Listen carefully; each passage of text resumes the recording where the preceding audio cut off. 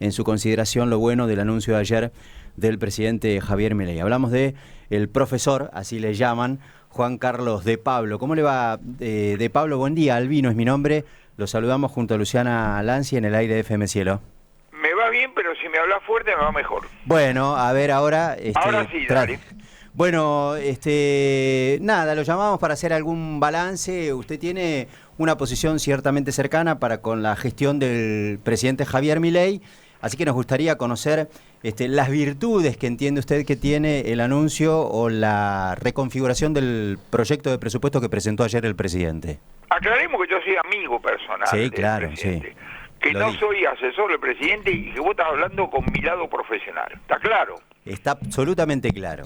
Perfecto. Segunda Pero cosa. yo intuyo que usted es amigo y tiene sintonía ideológica, digamos, ¿no? De eso se trata, naturalmente. Dije que soy amigo. La sintonía ideológica, todo eso queda por allá. Todo eso es fantasía tuya. Gracias. Okay. Vamos. Ayer habló el presidente de la Nación. Sí. Entonces hizo una presentación presidencial. No sorprendió a nadie porque ratificó la vigencia del equilibrio, digamos, fiscal, y dentro de eso manda un documento, este es el presupuesto nacional, que tiene todas las dificultades técnicas de un documento que tiene que ser planteado en pesos corrientes. Entonces ahora, bueno, la esperanza, vamos a ver, es que se encauce la pulseada fiscal, nación, provincia, municipalidades, sectores, que sé cuánto, a través de ese canal que se llama el presupuesto. Esto se verá en la próxima semana en el Congreso Nacional. O sea, es bueno, muchos interpretaron el gesto del presidente de haber ponderado algunas partidas de algunos sectores que no le estaban pasando bien, que digamos, en la primera etapa de la gestión del gobierno. ¿Usted coincide con esa afirmación? Bueno, vos te das cuenta que es un discurso donde dice, de esto voy a mejorar, pero equilibrio fiscal, con lo cual vos decís, bueno, ¿qué vas a empeorar?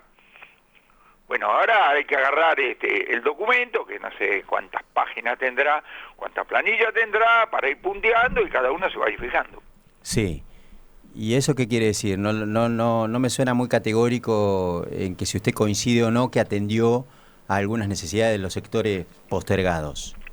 O sea, lo pone un paréntesis. Fuiste a la escuela primaria, supongo, ¿no? Sí, claro. Sí, 2 más 2 son 4, ¿no? Sí. Entonces, si de repente te digo que 4 se mantiene, que 2 va a pasar a 3, vos decís, ese 2 se convierte en 1. ¿Cuál 1? Busque en la planilla del presupuesto. ¿A quién va a recortar, digamos? Sí, obviamente. Entonces, claro, lo que te digo es, te estoy tratando de ayudar a entender lo que viene, digamos, en el Congreso, donde evidentemente van a agarrar todas las planillas, que no sé cuántas son, deben ser cientos, vas a ver, y van a empezar a puntear, van a hacer esto, van a hacer, y se verá lo que va a ser primero el tratamiento y después en algún momento la votación. De Pablo, y el presupuesto plantea, que es una de las cosas que se conoció ayer, $1 a 1.423. ¿Es sostenible esta promesa o estos anuncios que hizo Milei ayer cuando el dólar hoy ya está por encima de ese valor? Vos sabés que yo no hago proyecciones, y si no hago proyecciones, yo me saco el sombrero delante de los funcionarios de la Secretaría de Hacienda que no tienen más remedio hacer proyecciones para calcular el presupuesto. Luego verá, ¿es creíble, no es creíble que el PBI real crezca 5%? ¿Es creíble, no es creíble que la tasa de inflación sea... Me maté de risa, ¿no? 10,1, viste, con decimales, ¿no? Sí. Una precisión, pero es fantástico. ¿Por qué no pusieron 9,9? No sé, no tengo idea. Lo que digo es, técnicamente, es un documento que se hace a pesos corrientes y no tiene más remedio que modificar los valores de este año por valores corrientes. Lo que pasa, digamos, que es determinante. En 1964, sí, en la UCA, tuve un gran profesor, pocas clases, fue reemplazado a otro, un tipo entrañable, Cayetano Lisiardo, que fue rector, entre otras cosas, de la Universidad Católica de La Plata, fue ministro de Economía, ministro de Educación, había sido director de presupuesto. Cayetano nos metió en la sangre este concepto. Presupuesto es una autorización de gastos y un pronóstico de ingresos, así que equilibrio fiscal no sé lo que es. Sí. Tiene razón, porque en realidad... Diputados y senadores van a discutir cuántos maestros queremos, cuántos bomberos queremos, qué le quiere pagar, etcétera. Ahora, tienen que votar una proyección de ingresos, Dios sabe lo que quiere decir. ¿A dónde voy? Voy a que va a ser una discusión inevitablemente política, pero donde las dificultades técnicas son monumentales. Porque, a ver, lo que queda claro, digamos, del presupuesto, que presupone los números de la economía del próximo año, es que de acertar ese presupuesto, por ejemplo, en materia de inflación prevista para el próximo año, bueno, puede ser interesante el anuncio que hizo en materia de suba de algunas partidas el presidente, porque si no la aciertan en eso, se licúa la suba que hizo o que anunció el presidente. Excepto que si la tasa de inflación es superior, tiene algún mecanismo por el cual también la partida nominal se ajusta. Que no lo dijo, no lo dijo. Pero pará, es el presidente, querido. Es el presidente, hace un discurso presidencial. Todo eso tenés que mirarlo, digamos, en los mecanismos, en el detalle de cómo se hace, digamos, la ley. Que ni vos ni yo la leímos. Si recién dice que la mandaron al Congreso. ¿Y qué predisposición tiene el gobierno de que esta vez sí se debata el proyecto de presupuesto? El año pasado se manifestó más bien esquivo esa posibilidad, ¿no? ¿A quién le conviene aprobar el presupuesto? Más a la oposición que al oficialismo, porque el oficialismo... En realidad la institucionalidad argentina, digamos, porque un país es inviable sin presupuesto, digamos, ¿no? Fíjate. Si el oficialismo, si el presupuesto no se aprueba, entonces el oficialismo dice, bueno, ok, seguimos trabajando con el presupuesto 2023, lo cual quiere decir que le otorgaste el poder discrecional. De modo que, si yo fuera un diputado de la oposición, estaría más interesado que el oficialismo en que esto se aprobara. Ese es el principio básico. Ahora veremos la lógica de la negociación. Sí, bueno, pero para eso el gobierno se tiene que mostrar, digamos, abierto. Ayer el presidente dio, digamos, alguna consideración en el sentido de buscar consensos. Tuvo un discurso un poco más moderado, no fue tan confrontativo con el Congreso de la Nación, habló de la posibilidad incluso de lograr el consenso, por supuesto sobre la base del equilibrio fiscal, que es casi como la carta de presentación que sostiene y defiende a rajatabla el gobierno, ¿no? Pero... requiere, es como toda negociación, ¿vio? Requiere que las dos partes se pongan un poquito de acuerdo, que el gobierno ceda un poco y que la oposición también en el Congreso de la Nación. ¿Y sobre qué bases específicas? Las negociaciones verdaderas son específicas, no grandilocuentes. Entonces, vos lo que tuviste hoy, ayer, la presentación presidencial, estamos hablando vos y yo, y la niña que también está ahí sentada, de criterios generales, pero la negociación específica es concreta, es específica, esta partida, esto y lo otro, donde evidentemente que el oficialismo le está diciendo a cada una de los dos, che, ¿por qué no me ayudan a rajar los ñoquis? Y con la guita que nos queda, entonces realmente resolver problemas reales de los que verdaderamente necesitan. Bueno, debería ser parte de la negociación, ¿será o no? No tengo cómo saberlo. Sí. Pero eso no da la sensación de que el gobierno le haya pedido mucho respaldo a la oposición, ha echado gente de todos los ministerios, digamos. No sé. ¿Vos ves teniendo ganas de darle una mano en esto? No es el juego de la oposición en ningún país del mundo. No, está bien, de acuerdo, pero no necesita el gobierno, que en el Congreso se le... Pero profesor, no necesita el gobierno que el Congreso le avale echar trabajadores, y lo ha hecho. Perdóname una cosa. ¿Hola? Hola, lo escucho, sí. No, perdón, sí. No, pará. Escuchame una cosa. Antes de los gobiernos K había 2 millones de empleados públicos, ahora hay 4. Sí. Quiere decir que el grueso sigue ahí. Atornilladísimo, con nombramientos que no se pueden mover, digamos, ni cosas por el estilo. Entonces uno agarra y dice, che, ¿por qué no hablamos un poquito de ese tipo de cosas? Porque por otro lado dice, no, vamos a bajar los impuestos. Sobre la base de qué baja de gasto. ¿De qué estamos hablando? Tomá el caso de los jubilados, uno de los cuales soy yo. Sí. El club de los jubilados somos 10 millones, de los cuales 6,5, 7 millones pusimos algo y 3 no pusieron nada. No, muchos pusieron. Ese es un concepto equivocado. Perdón, ¿es un concepto de qué? Sí, ese es un concepto equivocado utilizado al servicio de casi que poco menos que responsabilizar a los jubilados. Es un concepto equivocado que por razones electorales repartieron jubilaciones de tipo que no pusieron por consideraciones electorales. Vamos, déjame joder. Profesor, hay mucho trabajador. ¿Qué hace usted con los trabajadores que están trabajando? Entonces está sonado. ¿Qué hace usted con los trabajadores que hoy por hoy, por ejemplo, están trabajando y no tienen ninguna clase de aportes? Porque el Estado no cumple la función, digamos, de contralor que le cabe en términos de la responsabilidad para que se le paguen los aportes. O que se quedan sin trabajo porque las vicisitudes de la economía en un país complicado como el que tenemos hace que las fábricas dejen de funcionar y entonces se quedan sin trabajo y en consecuencia pierden los aportes. La primera cosa que hago es revisar los 3,5 millones de tipos que cobran la jubilación y no deberían haber integrado el club. Entonces, con esa plata, de repente me ocupo de los casos, digamos así, que vos tenés. Entonces, ¿a dónde voy? Pero no me está respondiendo lo que yo le digo, profesor. Es que encima hay problemas reales, y yo te digo, estoy de acuerdo con vos, sí, pero empecemos a ver si conseguimos fondos, terminando con alguna joda, y con eso tenemos lugar para atender consideraciones, digamos así, reales. Y ahora esta no es un debate entre vos y yo. No, por supuesto. Usted afirma eso y yo... Por parte de tipos que tienen responsabilidad ejecutiva, sí, y pueden tomar decisiones. Sí, pero usted dice eso y yo seguramente no estoy intentando que cambie de idea, estoy digamos, opinando en relación a lo que usted me propone, y yo creo que hay medio como una visión estigmatizante del tipo que se quedó sin laburo y no pudo completar, porque además no es cierto que los jubilados que accedieron a la jubilación por moratoria no aportaron.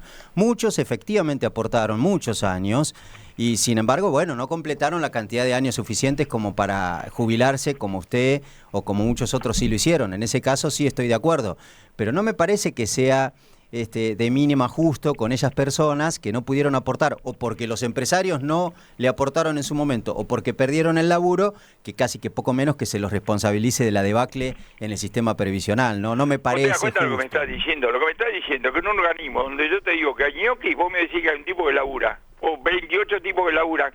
Estamos diciendo cosas complementarias. Yo no tengo ningún problema con ese tipo, que vos de repente agarrás y decís, ok, yo te voy a hacer un régimen proporcional al número de años que aportaste. Eso es una cosa, digamos así, elemental. Lo Perfecto. que estoy diciendo, hay un conjunto de cosas que fueron graciosas, absurdas, cuantitativamente importantes, y que si revisamos eso, que sería en total justicia, podríamos ocuparnos de temas reales. Ok, ahí estamos de acuerdo, es verdad, es cierto. Hay que tener esa predisposición. Entonces, de entender y buscar... lo que vos y yo seguramente nos vamos a poner de acuerdo, encaminemos las energías hacia pinchar los globos y quede recursos para los tipos que realmente lo merecen, hicieron el esfuerzo, etcétera, etcétera. Sí, en eso estamos de acuerdo. Pero eso, desde el punto de vista práctico, sí, porque vos y yo estamos acá, fenómeno, esto desde el punto de vista práctico, hay que encararlo de modos que no sé bien cómo son, porque es decir, no es una total fantasía que Javier Milei tiene en el tablero de su computadora una tecla, entonces pone F9, boom, y vuela los ñoquis, y con eso se libera la energía, recursos y más. Y no, parece que es mucho más complicado.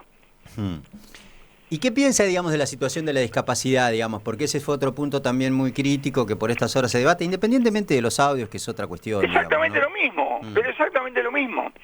Cuando vos tenías, hace 20 años, 70.000 pensiones por discapacidad, y tenés 1.200.000, tenés hecho a pensar que hay jodas. Junto a lo cual tenés un conjunto de casos reales. Vuelvo otra vez al punto. Revisemos la joda y con esa plata atendemos mejor a los casos reales. ¿Y no le parece que ya en 2 años debería haber revisado la joda el gobierno? Parece que no se puede. ¿Por qué? Parece que en el caso de Macri lo quiso hacer a través de un decreto y la justicia volvió todo para atrás. Hay que hacer caso por caso, etcétera, etcétera, etcétera. Es una cosa complicada. Sí, lamentablemente es así.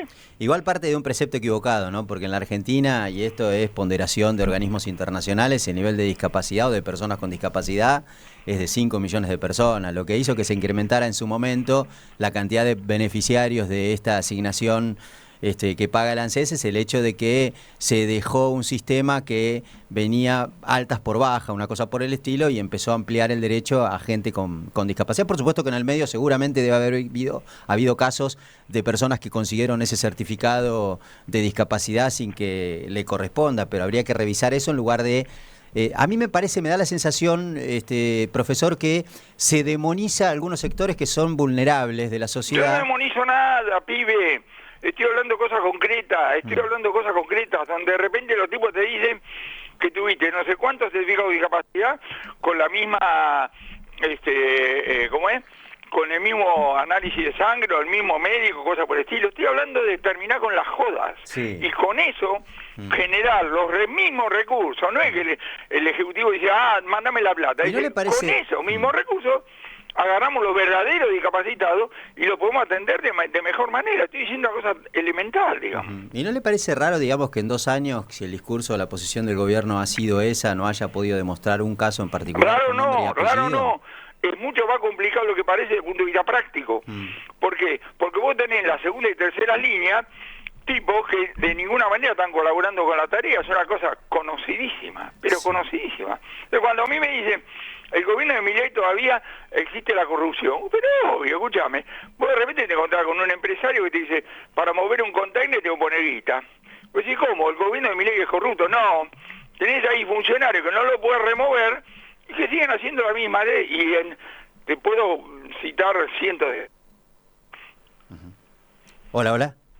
Sí, sí. Ah, perdón. Profesor, lo molesto Hablale para más fuerte, ¿eh? lo molesto para que me analice un poco la economía. ¿Cómo está? ¿Está complicada? Hay mucha especulación acerca de lo que ¿A qué puede llama llegar la a ser el economía? gobierno en términos generales. ¿A qué llama la economía? La macroeconomía, los dólares están ¿A qué llama la tensionados. macroeconomía? A ver, los dólares están tensionados por estas horas, la capacidad de reacción del Banco Central está encorsetada porque se supone que no tiene tantos dólares como para sostener la Esto es presión. muy sencillo. Vos te das cuenta que si el dólar, no hago pronóstico, si el dólar llega a la parte superior de la banda, el Banco Central tiene que vender. Si no vende, le vamos a decir, soso te haces. Tiene que vender. ¿Y qué dólares vende el Banco Central? ¿Cómo? ¿Y qué dólares va a vender el Lo Banco de la Central? reserva que tiene. ¿Y esos dólares son los que prestó en su momento el fondo? ¿Son qué? ¿Son los que prestó en su momento el fondo? Los dólares son dólares. Tiene los del fondo, que algunos se usan para pagarle otra vez al fondo.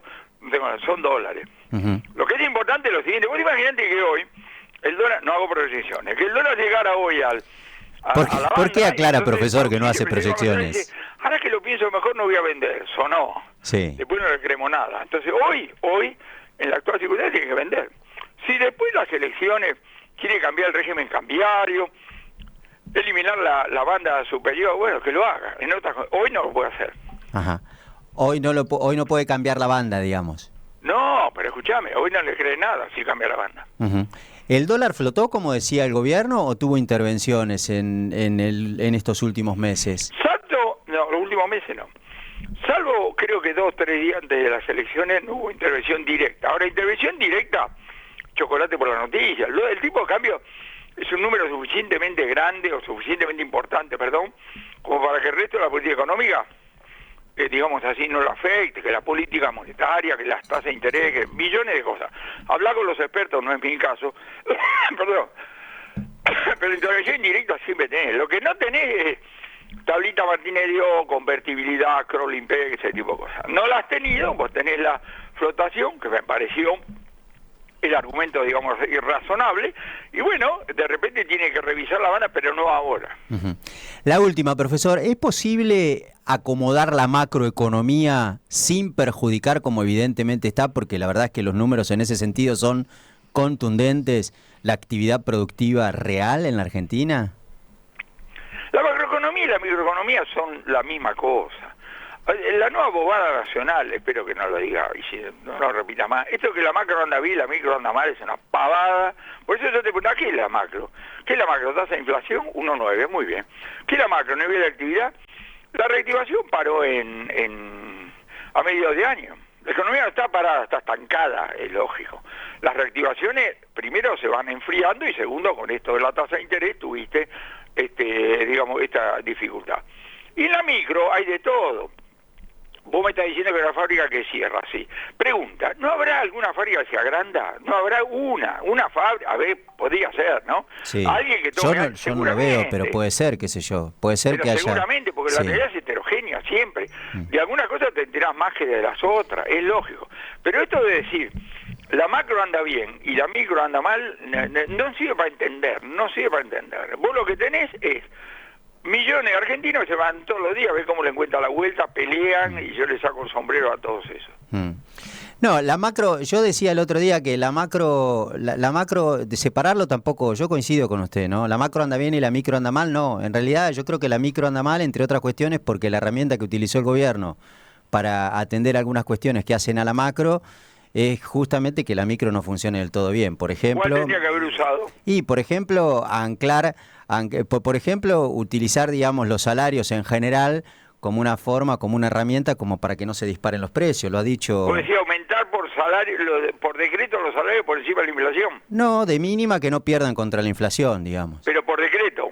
No, por decreto no. Ya lo conocimos. No, por decreto no, en las paritarias libres, digamos. Porque acá en la Argentina es todo libre menos las paritarias, profesor. En eso coincidirá con nosotros. Eso fue un anuncio de hace no sé cuántos meses. Quiero ver qué es lo que pasa. Desde el punto de vista... Ahora, obviamente que depende de la demanda, quiero decir, de la demanda de bienes, ¿no? En el primer semestre de este año, seguramente, que las negociaciones fueron más fáciles que ahora, que la cosa se endureció. Pero es lógico. Y el mundo informal es el mundo informal, es otra música. El otro día lo leía a Pérez Compán, el hijo de Goyo, digamos, que se quedó con Molinos Río de la Plata, que él decía, y la verdad es que por más que nosotros querramos subir los precios, no lo podemos subir porque no te compra nadie. Y eso en algún punto explica que la economía un poco está pisada en términos, digamos, del poder adquisitivo de los argentinos como una herramienta como para contener la inflación. Se estancó. Por otro lado, decirle a Pérez Compán que además del nivel hay una cosa que se llama que no hay convalidación monetaria, porque vos fíjate lo siguiente, alguien podía decir, me acuerdo de Julio Olivera, ¿no? La inflexibilidad de los precios nominal. No le dimos chance en la historia argentina a ver si los precios podían bajar o no, porque se convalidó desde el punto de vista monetario. Cuando aparece un gobierno que dice, no te lo convalido desde el punto de vista monetario, bueno, vos podés tener la intención de mover los precios y resulta que después tenés que vender. A mí me gusta decir, yo tengo una pretensión bárbara por cobrar, no un huevo, una docena de huevos por mi conferencia, pero después me tienen que contratar, porque yo vivo de dictar conferencias, no de no dictar conferencias. Bueno, profesor, ¿le puedo pedir un favor? Usted que es amigo del presidente y que lo visita habitualmente, le compro esto que usted decía de busquemos un proyecto alternativo para que el jubilado que aportó, pero que no tiene los años plenos como para recibir una jubilación, tenga de mínima alguna jubilación ponderable en función de lo que aportó, porque eso tampoco aprobó en su momento el gobierno, ¿no? Había proyectos en ese sentido, creo que el radicalismo incluso tenía algunos proyectos en ese sentido y el gobierno no lo aprobó tampoco, casi como que no importa, si aprobaste 10, 15 años y no llegaste a los 30, jodete, esa era la lógica, me parece. Yo tengo entendido que hay, no debe estar vigente, porque si no supongo que no me lo preguntaría, pero yo he escuchado hace varios años que hay proyectos y tiene, digamos así, lógica. Ahora, está bien, yo se lo digo al presidente, pero vos también decirle a tus amigos que tengan diputados, legisladores, radicales, cosas por el estilo, che, ¿por qué no se arremangan y le buscan una vuelta, digamos así, a eso? Porque es de lógica, ¿entendés? Fíjate vos, la lógica de las AFJP era precisamente esa. La lógica de las AFJP es que vos tenías una caja de ahorro que tenía una sola restricción y es que no podías sacar hasta que llegaras a la edad jubilatoria. Pero cuánto ibas a sacar dependía de cuánto ponías y en qué momento de tu vida lo ponías. De modo que en ese caso no tenías este efecto que vos estás diciendo. Ya que planteó las AFJP, ¿se habló en algún momento de reflotar la privatización de las jubilaciones? ¿Cómo lo ve a eso? ¿Usted en términos personales? Lamentablemente se pinchó una buena idea. Yo la defendí, es más, puse aporte voluntario, la única vez en mi vida que hice un juicio, después de 9 años recuperé 20% de la que había puesto, porque algunos dicen que las AFJP estafaron, yo sé a quién me estafó, punto. Pero volvamos. Pregunta, ponele que vos volvés, vos pondrías hoy, depósito voluntario, harías el mínimo, es decir, lamentablemente es uno de estos casos donde marchitaste una buena idea. Sí, yo en realidad, si no voy a meterme en el sistema de reparto tradicional en el que el ANSES o el Estado administra la guita, prefiero hacerlo yo. ¿Para qué se le va a dar a los bancos? Consolidar, y esas AFJP que en su momento tenían el beneficio de cobrar lo que los trabajadores iban poniendo para sacar en algún momento sin tener ninguna jubilación para pagar. ¿Vos sabés por qué se inventó el sistema mutual primero y el sistema de jubilaciones después? Porque cuando sos joven razonás como vos decís, pero sos medio miope. Entonces, cuando te empezás a acordar que tenés que ahorrar para tus últimos años, no siempre te alcanza. Sí, es verdad. Entonces, porque tampoco yo, por más que me lo proponga, tampoco lo sé hacer. Para mí, el sistema jubilatorio obligatorio tiene algún sentido. ¿Por qué? Vos estás corrigiendo, no estás cambiando la visión del mundo, estás corrigiendo una cierta miopía que tiene el ser humano en sus primeros años, en sus años menores y en los finales. Porque si no, después te encontrás con una persona, muy buena persona, que tiene 80 años y dice, sí, me equivoqué en la vida, ¿y qué hacemos? Sí. Perdón, porque ya le prometí la última y ahora sí es la última, pero Vos se sos desprende. como los curas, Sí, los sí. curas en el No, sermón, pero dice, por último, pero se desprenden repreguntas de lo que venimos hablando, profesor. Usted sugirió en el otro día, digamos, en alguna nota, en esto de empezar a buscarle alguna solución a temas que usted cree que están irresueltos, como por ejemplo el hecho de que haya muchos jubilados que entraron por moratoria, a una fórmula que también la escuché replicada en algunos otros sectores de la dirigencia política en la Argentina, ligadas en términos del posicionamiento al gobierno, que es: congelemos las jubilaciones de quienes accedieron a ese beneficio por moratoria e indexemos o actualicemos las que tienen los aportes oportunamente hechos como corresponde y la ley manda, digamos. ¿Es viable eso? ¿Lo ve posible? ¿El gobierno lo piensa? Lamentablemente, desde el punto de vista legal parece imposible, pero para mí tiene lógica. No sé si congelar, pero tratar de manera distinta en función de la inflación. Entre lo que alguna vez pusimos y lo que no pusieron, a mí me parece elemental. Pero las veces, perdón, que lo planteé me dijeron derecho adquirido, no se puede, Claro. que se cuarto. Así que hay que hablar con abogados. Profesor, le agradezco la gentileza de habernos atendido. Le mando un Fuerte abrazo. abrazo, muchachos, y besos a la niña que está ahí. Adiós, que le vaya bien. Luciana Lanzi se Luciana llama. me llamo, gracias. Adiós, que le vaya bien. El profesor Juan Carlos de Pablo es un economista histórico, profesor.